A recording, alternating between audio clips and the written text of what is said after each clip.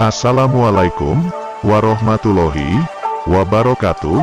Puja dan puji syukur kehadirat Tuhan Yang Maha Esa, yang mana dalam kesempatan ini, kita masih diberi kesehatan yang tidak kekurangan sesuatu apapun.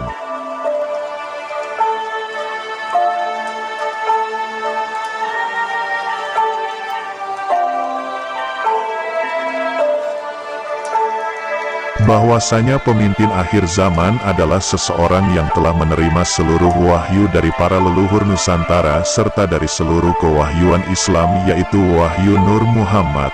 Itu adalah kitab suci dari Barat, kitab yang berisi segala kejadian di muka bumi ini yang meliputi kejadian baik dan buruk, kejadian alam, kejadian langit serta perilaku manusia, hidup dan mati manusia yang akan bereinkarnasi di kehidupan selanjutnya.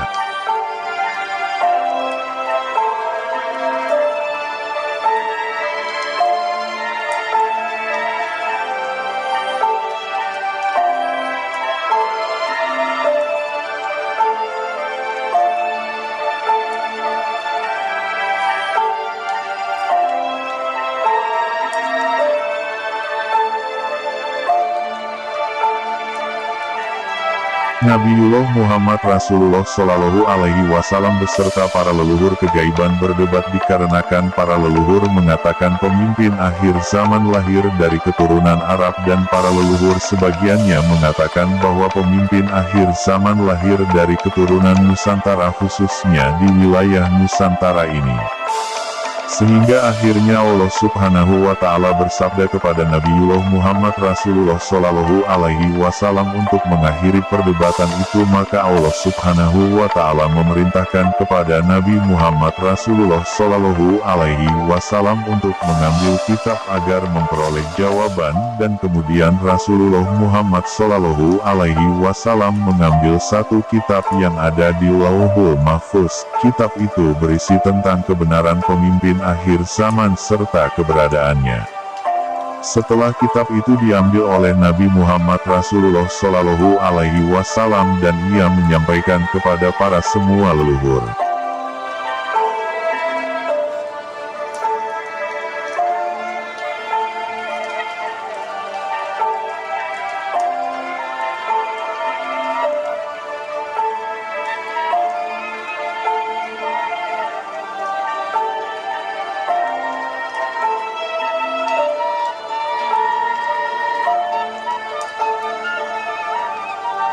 Para leluhur harus patuh dan menerima asal-usul dari Imam Mahdi yang dipilih oleh Nabiullah Muhammad Rasulullah Shallallahu Alaihi Wasallam. Mengapa para leluhur harus tunduk kepada Nabiullah Muhammad Rasulullah Shallallahu Alaihi Wasallam?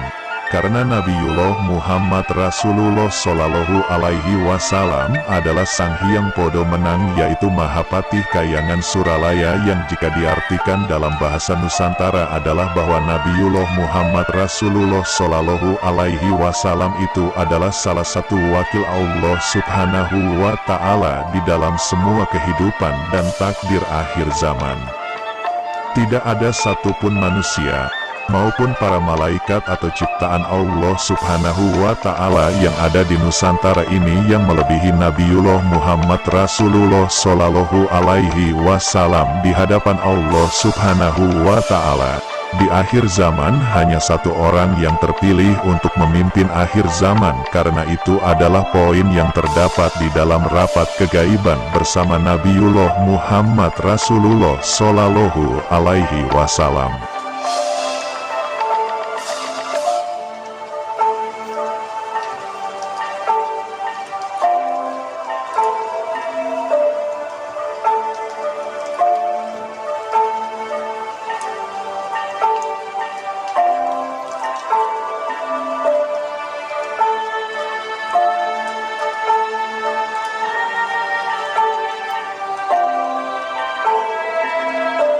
Maka sang terpilih akan melakukan pembersihan dari sisa-sisa permasalahan yang terjadi pada zaman Kolobendu. Maka kita harus bersiap untuk melakukan kebaikan agar kita dapat menuainya pada saat akhir zaman itu datang.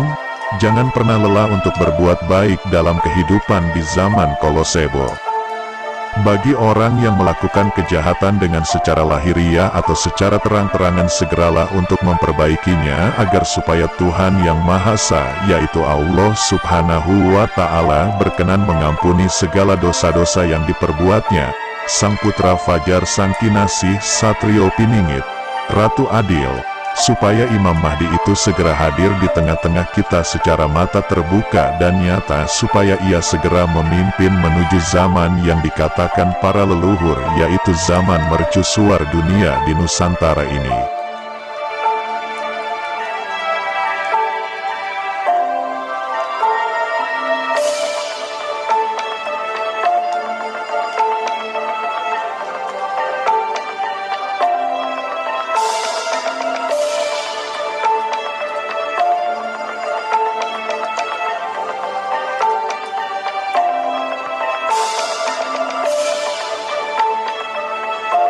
Para pemegang hukum dapat melakukan tugasnya dengan baik dan menuntaskan segala persoalan di bumi Nusantara ini untuk melakukan secara tegas, adil serta amanah sesuai dimandatkan oleh Sang Putra Fajar.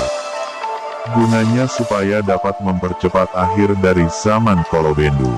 Para leluhur dan para waliullah mengatakan bahwa dari setiap kejadian bencana alam serta kejadian-kejadian lainnya yang ada di muka bumi Nusantara ini, khususnya di negeri Republik Indonesia yang kita cintai ini, bahwa fenomena ini menjadi proses menuju gerbang keemasan, serta akan membawa perubahan zaman yang akan mengantarkan puncak gerbang mercusuar dunia. Terima kasih. Wassalamualaikum warahmatullahi wabarakatuh.